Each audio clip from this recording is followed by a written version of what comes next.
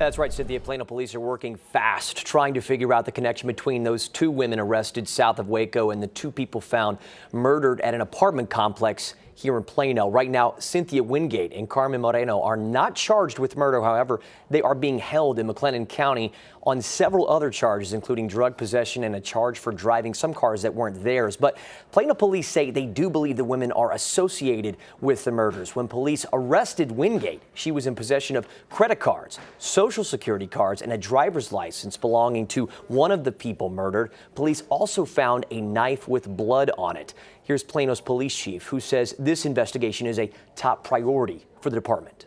The suspect knew at least one of the victims, so these were not random acts of violence. You know, the important thing to remember is that when we're talking about homicides, I mean, each one of these numbers represents a life that was taken, and it's tragic.